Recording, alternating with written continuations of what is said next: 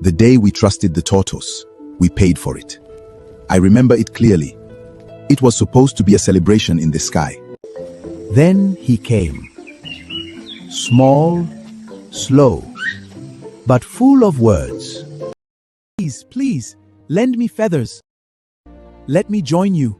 Some hesitated. We knew his kind. But he spoke softly, and we listened. One by one, we gave him feathers.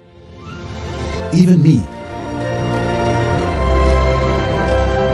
But something felt wrong when we arrived, before the feast began.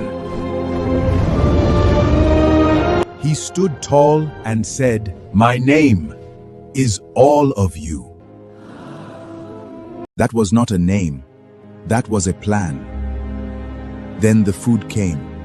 "This food is for all of you." Before we could speak, he took everything.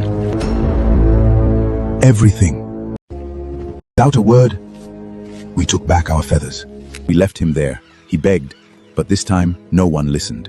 From above, I watched him fall, fast, helpless, final. Some do not fall because they cannot fly. They fall because they forget the weight of the trust that lifted them.